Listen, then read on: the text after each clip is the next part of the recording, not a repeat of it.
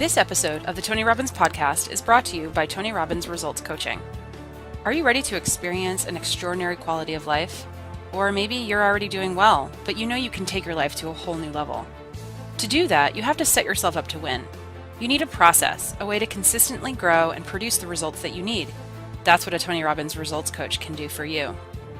Whatever area in your life you want to change, your relationship, your health, your career, or your business, coaching is one of the most valuable tools you can have.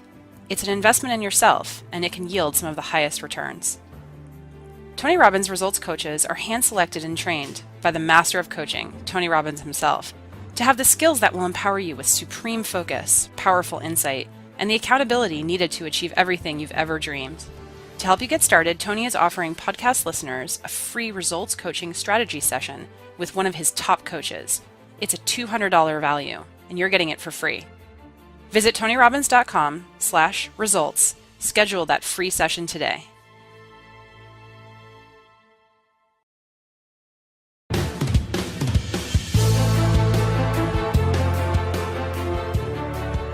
Welcome to the Tony Robbins podcast.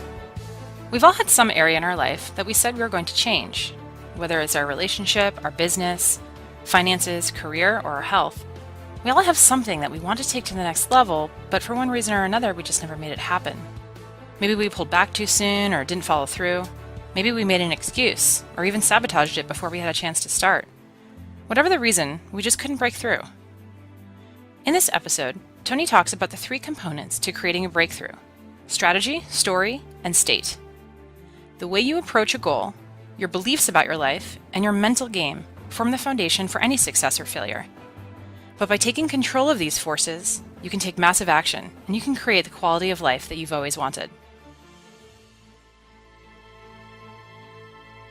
About 35 years ago, I got obsessed with a simple question. What makes the difference in the quality of people's lives? What makes some people leaders and other people followers? What makes most people talk about a dream and never follow through, and other people, just a small percentage, kick ass, take names. You can throw any obstacle at them, they find a way to break through. What's the difference? And when I first grew up, I grew up very poor financially. I grew up in a very tough environment. When I met my fourth father, I said, "Mom, I'm confused." I was confused because I always loved people, just my nature. But when I was in high school, I was not the most popular kid in school. In fact, the most popular kid in school treated me like hell. He was so vicious and mean. I thought, what makes that guy popular? So it made me obsessed to want to know why people's lives turn out so differently. And my first answer, growing up poor with no great role models, was, well, some people are just lucky. They grew up in a family where everybody loves each other and they stay together. You know, some people are lucky. They grew up in a family and everybody's educated, and so they work hard to educate their kids. Or some people are lucky. They grew up in a family with lots of money, so they have resources to travel and learn and expand and do whatever they want. And as much as I wanted to believe that story, that some people are just lucky, that they had a better family, when you pay attention and you're even slightly honest with yourself, that story doesn't hold up, does it? Because when you look around, what happens to people that were truly given everything and they don't have to work for it? What happens to the person who's born and they got total love and support from their family? They have total financial abundance. They don't have to worry about it whatsoever. They got all the great education. What happens to the majority of those? Not all, but the majority of those people don't build any muscle. They're not hungry because everything was given to them, so they don't have any hunger that could give them drive. Which, if you ask me, Tony, what's the single most important key to success above anything else? It's not talent, it's not skill, it's hunger. If you get enough hunger going in you for an answer, you'll find the answer. If you get a hunger enough inside of you that says, I gotta take things to a next level, I gotta achieve, I gotta make a difference, I gotta expand, you will find the answer. People's intelligence will expand if they got enough hunger. But if you got everything and you're not hungry, you're not gonna have much. Look at the pathetic people you read about in the rag newspapers who were given everything. And as a result, what do you find out? The majority of people that are given everything, you find them living in rehab. They've been getting everything else, and they're going in and out of rehab for drugs or alcohol or something else. And then you find these people that life seems to have stepped on. You know the kind of people I'm talking about? Life has kicked them in the face. They've experienced tremendous injustice. Nothing has been fair to them. They've been abused mentally, emotionally, sexually, spiritually, whatever. And very often, those are the very people that most of us are inspired by, who achieve levels that most people never dream about and who touch society. For example, what would you guess would be the future for a child if I described their background? Because most people think biography is destiny. What you've been through determines who you are. And most of us, if we're not succeeding, can tell everybody the stories of why we're in that place. But it's much more fun to tell people where you are today in spite of what happened in your life. That's a much more interesting story, isn't it? But if you look around, what if a person's story is this? True story. A person's born and their father's not there as a baby. Their father left before they got there. Their mother is going to raise them and their mother's 13. A child being raised by a child. If that's all I told you, what would you predict the future of this child would be good? Real positive, uplifting, expansive, powerful, influential, or concerning? Concerning. What if I said this 13-year-old mother didn't know what to do with this baby and was overwhelmed, so she gave the baby most of the time to her grandma, who had lots to deal with? And what if I told you, with grandma not noticing, before this child was 13, she was sexually abused more than 3 times by different people in family and friends? Now, a little baby being abused, a child being abused. What's the future? Doesn't look too bright, does it? What if I told you at 13, when the baby turned 13, this baby became exactly like her mother and became pregnant as well? Followed exactly in her mother's footsteps. What if I told you at 13, when the baby arrived, the baby was stillborn? The baby died at birth. What would that do to an adult mom having a baby, much less a 13-year-old child? What if I told you the kid went a little crazy with her behavior, got so outrageous and out of control, they put her in an institution, but fortunately the institution didn't have enough beds, so they couldn't keep her there more than a few days, and they finally released her to a man who claimed to be her father, who she'd not met. By now, I'm sure you figured out whose story this is. Who is it? This is Oprah Winfrey's story. Oprah Winfrey went through all that we just said, plus she was African American at a time in the US when the President of the United States was not African American, and when many people in the US did not judge people by their character, they judged them by their color, based on nothing whatsoever. This woman has become one of the most influential people in the world, females on the planet, and that's her story. So the reason is, whatever story you're being told about the economy, whatever story you're being told around you, you have to be so aware not to buy into a limiting story. Either someone else telling you that or you telling yourself that. And I'll tell you something, it's gotten worse as the years gone by, and I think the US has been the leader in it. I'm not attacking my country, it's interesting what's happened in my country in the last 2 decades. Some of you may be old enough to remember 20 years ago when things started to change, because America likes to export their stories. So I think many of you, if you're around then, can remember there was a story of 2 young men who killed their parents in Los Angeles. Their names were the Menendez brothers. Does anybody here remember that story, the Menendez brothers? Keep your hands up so I can see a sense. Yeah, quite a few of you can remember the story. If you didn't know the story, it's about these 2 young men. They killed their parents, their mother and father, at point blank range with a shotgun, murdered them in cold blood.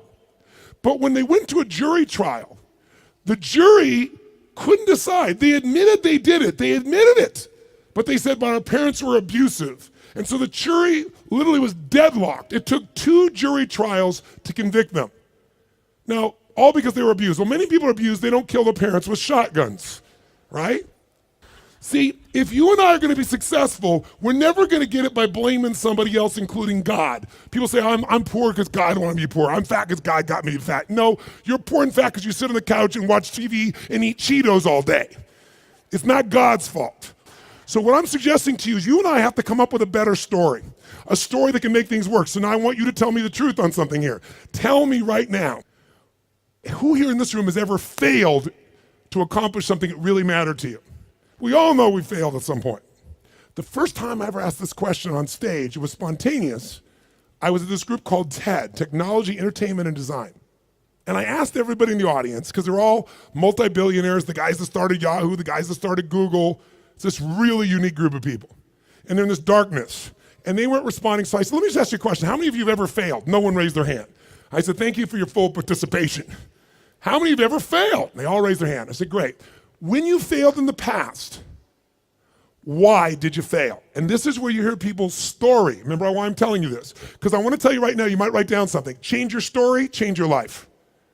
We all have a story about why we are where we are. If you're not where you want to be in your life, in some area, like maybe your body's great, but your finances aren't, or your finances great, but your relationship sucks, or doesn't, or whatever. The bottom line is, you've got a story why it's that way. And the story we tell ourselves protects us from pain. It gives us a reason why it's not our fault, or it's gonna be okay in the future. But the story that protects you also imprisons you. It keeps you from changing your life. So in order to create a change in your life, you really truly gotta change your story. You gotta shift your story. You gotta find a story that's gonna empower you, a story that's gonna strengthen you, a story that'll push you beyond anything you've ever done in the past. So the story most people have, and that they had at this TED piece was, I said, why have you failed in the past?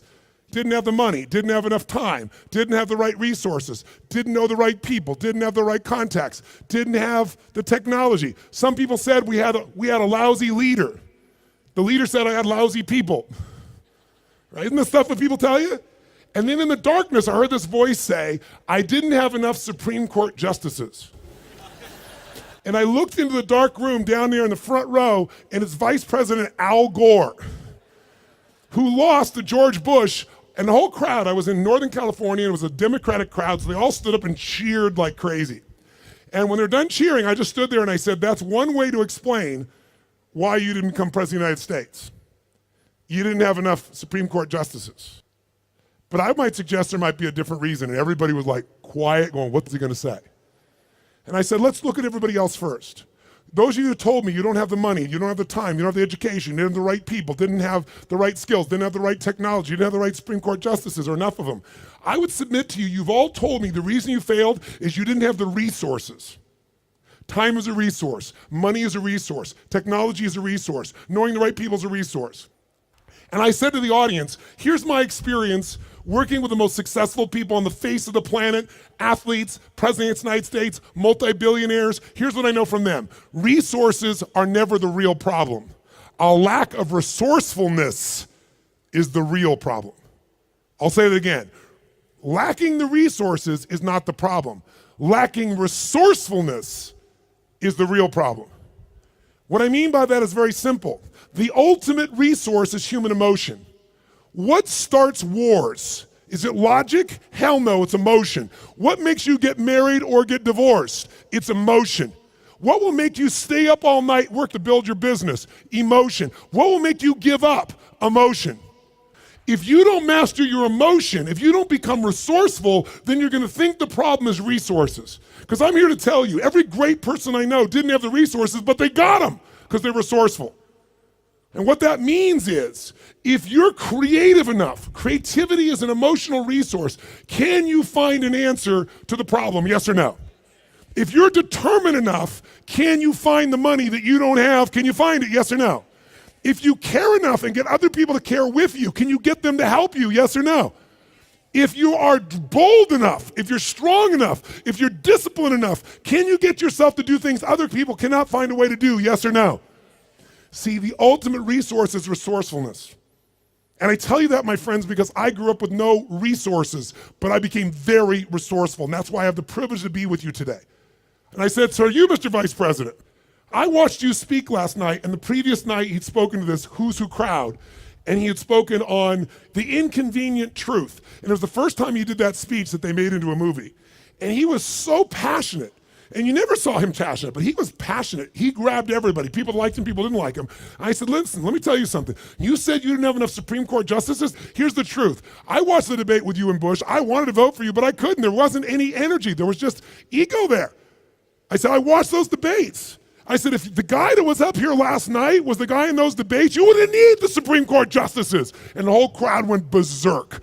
They started clapping, standing ovation, and he came over and gave me a little high five and said, you're right. And we became good friends out of it. And people came to me afterwards, the guys from Kleiner Perkins, multi-billionaires, they took me to dinner and they go, we've all been thinking that. No one would ever say that. How could you say that publicly?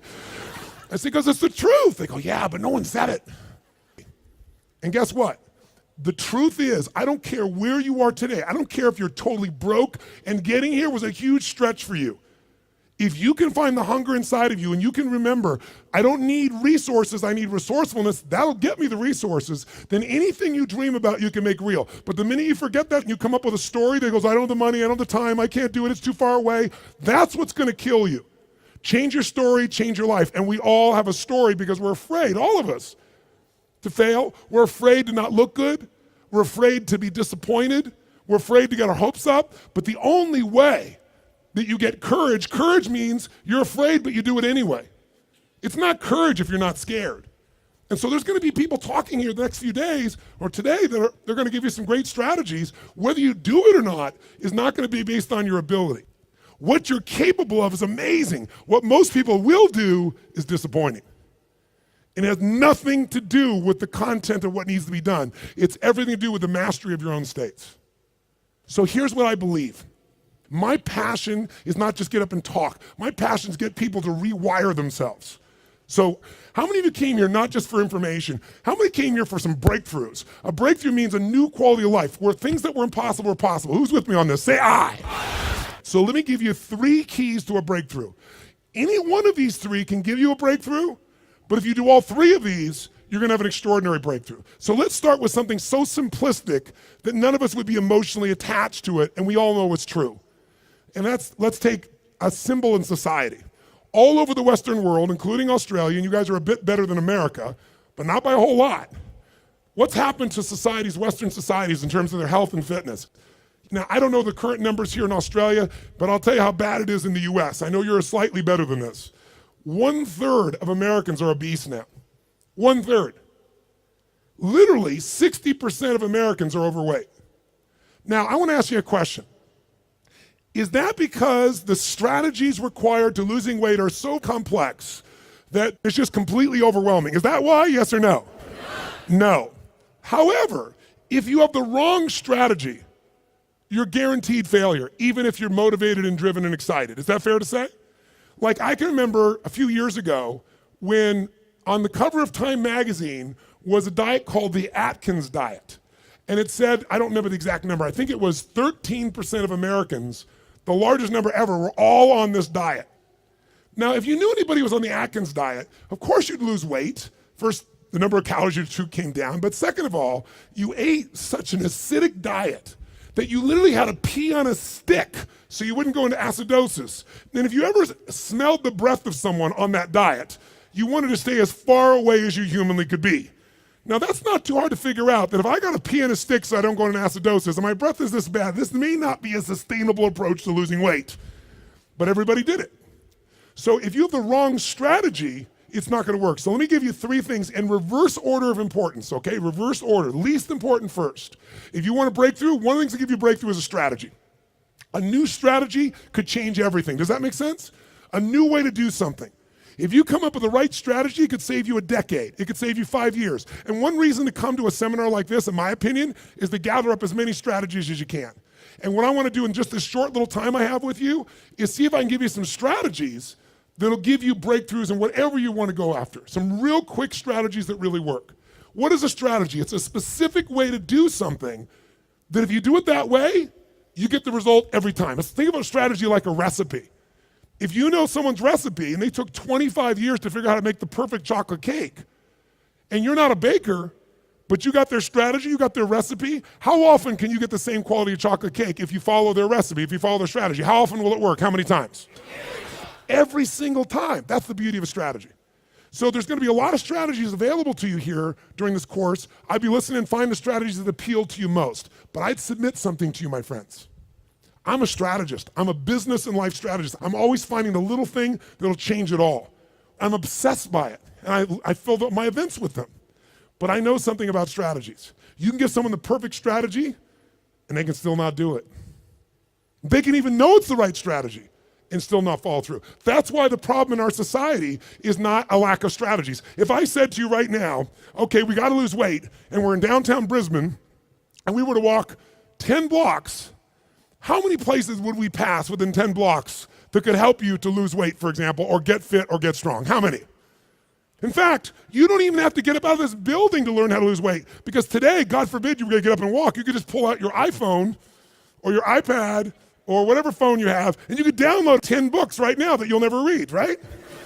On how to do it. Maybe you'll start reading the first one, and then you'll get a little text. Oh, what's the text say? And you won't read the rest of the chapter. How many trainers are there in the Brisbane area that could get you fit and strong? Are there plenty, yes or no? Yes. So Is it a strategy problem, do you think? No. So don't get me wrong, I believe strategy is invaluable, but strategy without the next two is basically worthless in my experience. You know what to do, but you don't do what you know. But the right strategy versus the wrong strategy is critical, and why don't you make a note of this, really important. You have to do the right thing at the right time. I'll give you an example in my country. Buying a house, right thing to do. In my country, 2007, wrong time.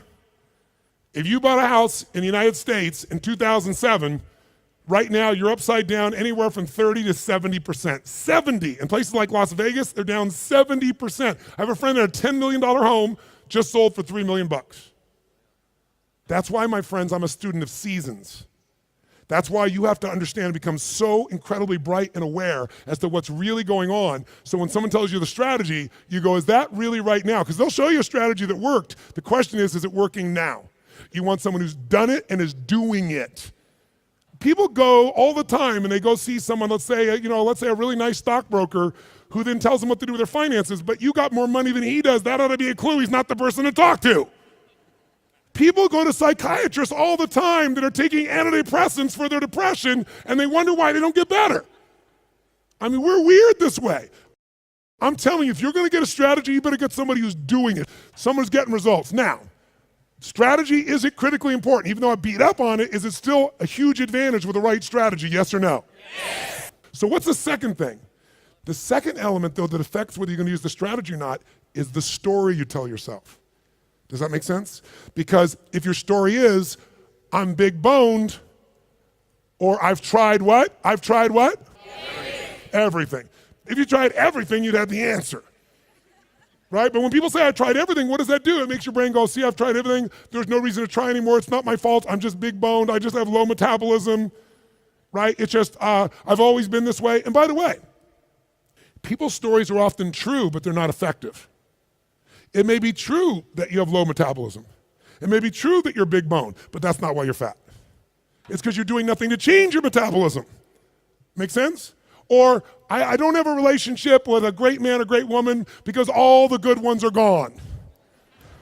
Or they're gay and I'm not, or I'm gay and they're not, something of that nature, right? Isn't that a common story people tell themselves? And what does the story do? It kills your hunger, it kills your drive, it gives you a reason not to face the discomfort. We've all lived in a society that has trained us since we're this tall now. Most of you, by the time you're 21, saw 2 million commercials and had to instantly get out of pain. Instantly out of pain. You know what the problem with getting out of pain is? It takes away the purpose of drive. How many of you know somebody who takes antidepressants right now and they're still depressed? That's because they have the same story. Even though they changed their biochemistry, the same story brings them to that lousy place. If your story is, I don't have the resources, that story is gonna kill your future. If your story is, I can get any resource I want, if I find a way to add enough what? Value to other people's lives, then you can get the resources. It's so amazing. I don't know, because in Australia you don't have a lot of places to go. I know there's a few, but how many of you in this room ski or snowboard? In skiing or snowboarding, if you take up the sport and you get on a really vicious hill, what they call a black diamond hill, there's edges where if you don't stop, you go to the edge and you'll die. And what happens is when you're brand new and you're starting to skid out of control, most people slam themselves on the ground and try to hang on to the hill for dear life. And those are the people that will never master skiing or snowboarding because they let their fear of the edge push them down. The person that goes, I'm gonna dig in, I'm gonna work even harder, I'm gonna carve. It's scary as hell, but I'm gonna stay with it. They learn to carve. Those are the people that have skiing or snowboarding be something they love for the rest of their life. Your story is everything, my friends. And by the way, I'm not lecturing you. I'm sharing with you because I've learned by my own stupidity. That's the only reason I can share this. But you change that story, you'll change your life. Give up the story that limits you. It may even be true. You may have ADD. You may have been abused as a child. It may be true. But that story is not why you don't have great relationships or a great business now. You don't have great relationships or a great business now because you're so afraid of trying and failing, you keep telling that story instead of taking action. Third key, the most important key. Because by the way, if you come to somebody and they go, well, I'm big bone, and go, that's just your story. They're going, I'll show you a story, I'll beat you to a pulp. We have to do this to ourselves. But if you are gonna help someone change, including yourself, you need the third element, it's the most important element, and that is you need the right state. State, or Australians call state. State. If you're gonna have the right state, then what you have to understand is your state determines how you think and feel, right? How many of you in this room can remember a time when you got really angry at somebody? Do you ever notice when you're really angry at somebody, suddenly you remember everything they've ever done? Because when you go in that angry state, it makes you take the parts of your brain that relate to a story that supports that state. On the opposite, how many of you in this room can remember a time in your life when you fell head over heels in love with someone out of your mind? How many can remember a time like that? Say I. It's been a long time for some of you. Is that all the, make the sound of head over heels in love. Go ahead, make the sound. Is that short-lived for you? Let's try this. Ever been so head over heels in love you couldn't stop thinking about the person, you wanted to make love to them every moment, you're just dreaming of them, you felt them wanting you, you wanted them, you're out of your mind. Make that sound. What does that sound like? Go ahead. Much better, much better. See, in the beginning of a relationship, when you love somebody, what will you do for them when you love somebody? What will you do? Anything. If they say, would you take out the trash? You go, take out the trash. Right? But after 7 weeks, 7 months, or 7 years, or 70 years, somewhere in that range, something clicks different in you and they go, could you take out the trash? And you go, what do I look like, your janitor? And they go, I don't know what it is. We used to have so much passion. Where did it go? I'll give you a clue. Write this down. If you do what you did in the beginning of the relationship, in the end of the relationship, there won't be an end. If you do what you did in the beginning of the relationship, in the end of the relationship, then there won't be an end. How long have you two been together? A year. 20 years from now, there'll be no worries for you two. He's got his arm around her. They're snuggling. They're connected. They're in the middle of the seminar learning and they're totally connected.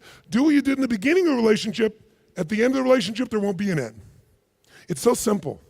That's the difference in state, isn't it? Because when you go in a different state, you come up with a different story about your partner and then you use different strategies that aren't very good. If you're in a great state, great story, great strategies, you tend to maximize. Is this helpful?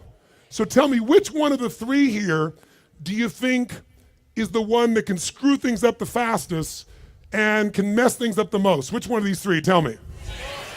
Story is the one that will sustain the problem. The one that can change everything the fastest is the state. The strategy is useful, don't get me wrong. I live for them. I mean, I can tell you some strategies in business. I've taken companies, I buy them for next to nothing and turn them around, make millions of dollars, just using a couple of little strategies. Some of you will come to my business mastery program, you'll see.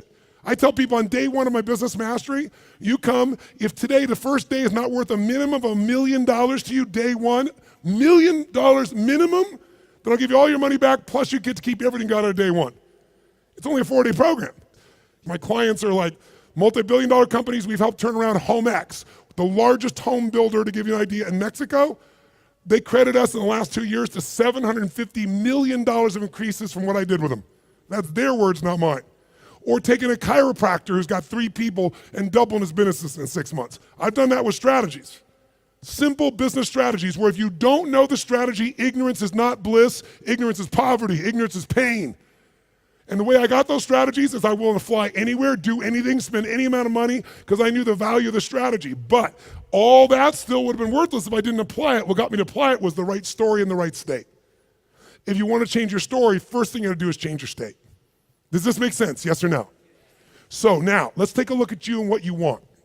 If you and I want to say, why do people's lives turn out differently than other people? We can come up with one word and I can show you where it is. Decisions. Write down decisions, not conditions, determine my destiny. Decisions, not conditions, determine my destiny. If you look at your life and you look back on it over the last 10 or 15 years, I'd be willing to bet there have been some decisions that if you would have made a different decision, your life would be radically different today. Your relationships or your income or your happiness or your body weight. Everybody's got a story about how the condition affected them. But I can take you 2 people that went through the same conditions and one person comes back from war and they kill themselves or other people, and somebody else comes back and they spend all their life working for peace. I can find two people that were abused as a child. One of them lives totally inside themselves, feeling sorry for themselves. The other one becomes somebody who has an incredibly passionate relationship because they're never gonna let anybody hurt who they love. Same conditions, different decisions.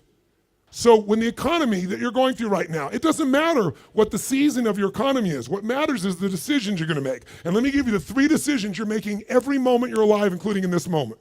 And you see if it's true or not.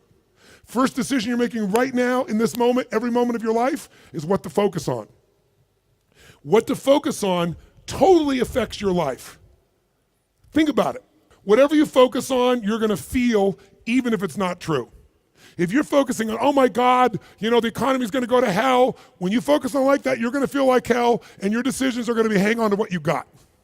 If you're focusing on, everybody's scared to death, this is a perfect time for me to find an ultimate advantage, because during times of maximum pessimism is when you can do the best. If that's your focus, you're gonna find a different set of opportunities. Focus equals feeling, focus equals direction, focus shapes everything. What's the problem though? Most of us don't control our focus, we let the world around us do it, don't we? If you're gonna turn on the television set, tell me something. What does the news always try to do to get our attention? Tell us what's rosy and beautiful and magnificent? No, or find something that will jolt us. Which one? Jolt us. In the old days, today the news is in your pocket, right? It comes to you through your Twitter feed. It comes to you by being fed to you, for example, by text by friends or whatever. The news follows us. But to get our attention in a world where everyone's fighting for our attention, they're looking for a story to jolt you. In the old days, before you had news in your pocket, you walked by a newspaper stand, and if it said something like, headline at the top said, great weather this weekend, what did you do? Smiled, that's cool. Did you buy the paper? No, I'm not gonna buy the paper, great weather, I know what I need to know. But if the headline says, big storm coming, what happened? Boom, some money went in that sucker, you pulled out, you need to know more. So the news is so competitive today, 24/7, there's not enough news. They've got to constantly play this game. So if you don't take control of your focus, the world will do it for you. If you want to feel good about something, what kind of news? What if there was a movie, and you went to the movie, and here's the beginning of the movie. The main protagonist, the main character, is cool, having a great time, physically healthy, strong, happy, great family, great finances, great everything. That's how it starts, okay? Second part of the movie, still good. Third part of the movie, phenomenal. End of the movie, everything's cool. Who's gonna go to that movie? What are they gonna say? That movie's the most boring what? Movie on the planet. So you and I, if we don't take control of our own focus, we let the environment do it for us, because they're always looking to get your attention. Film at 11, your child could die by drinking the natural water here coming out of this area. And when you get to the story, it's never quite the story, but they use that headline to get you. There are headlines in your own life too, though, aren't there? Headlines we use on ourselves. If you want to change your life, change your focus. I'll give you 3 examples, real quick. Everyone has a pattern of focus. It's not what you focus on in the moment that affects you. It's what you focus on regularly. So for example, do you tend to focus, personally you, on what you can control or what you can't control? Those of you focus on what you can control tend to feel more in charge of life. Those that focus on what you can't control, by the way, is there plenty of stuff we can't control in this world, yes or no? Tons. And if you focus on it, you will be depressed. Depressed people constantly focus on what they can't control. Second, and it doesn't matter what drugs you take, if you keep focusing on what you can't control, you're gonna get depressed if we add 2 more. Here's another pattern. Do you tend to focus on what you have or what's missing in your life? The tendency today is what's missing, and sometimes we make up what's missing. If you focus on what you have, when you're focused on what you're grateful for, how does your life feel? When you start thinking, oh my God, look at how I'm living. I mean, the worst Australian person who's having the worst, toughest time is having a better time than 90%, I should say more like 80% of the planet. Because about 80% of the planet lives on $2 a day. Most of us, our worst nightmare is somebody else in the world's greatest dream.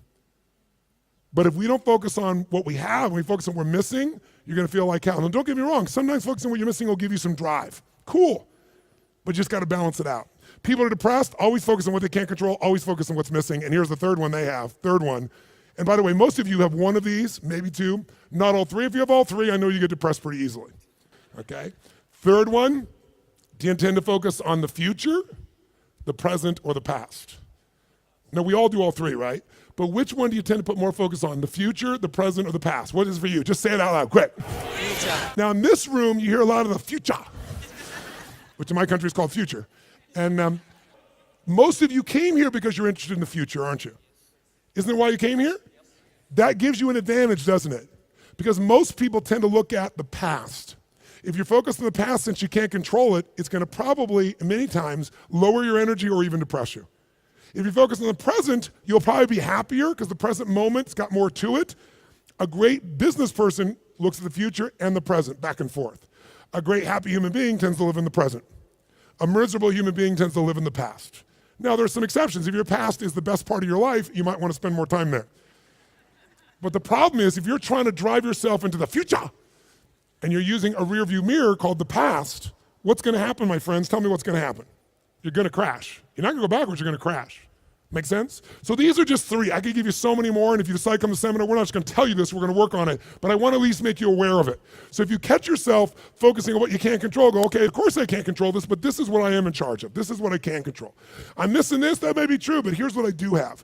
That will shift your state, which will then allow you to come up with a better what? Story, which will then get you to possibly be able to use a better strategy. Here's the second decision you're making right now as you're sitting here. Second decision, as soon as you focus on something, you now have to give it a meaning. What does this mean? What does this mean? So for example, is this problem in your life a problem? Is it God punishing you? Would it feel different than if you said I have a problem versus God's punishing me? Or is it a challenge? Or what if it was a gift? What if this problem was truly a gift? Would it change how you felt, the state you're in, the strategy you would find, versus if you thought this was a curse? You better believe it. And every moment we're making decisions, once we focus on something, on what it means. Were you just humiliating me? Were you teasing me? Were you challenging me? Whichever one you come up with is going to change a very different relationship between you and I. And it's all what you make up in your head, the meaning you give it. Is this the end or the beginning? If you think this is the end of a relationship, are you going to treat the person the same way as if you think it's the beginning of a relationship? Yes or no? If you think this is the end of your career, the end of opportunities to invest versus the beginning of them, then your whole experience is different. If your economy really were to take a huge explosion and take a huge drop down, it would be one of the greatest opportunities of your life. The fact that it's no longer growing geometrically is an advantage to you, if you understand that. Because by the way, you make more money when things burn down than when they grow because they burn down faster. Takes years to build the towers in New York, burn them down in a couple hours. And if you're smart, you can know how to do well no matter what the economy is doing. That's really the skill set you got to master. But none of that will you get to unless you can come up with an empowering meaning from the situation. That's what makes somebody successful. What makes Oprah Oprah is she focused on what she could control.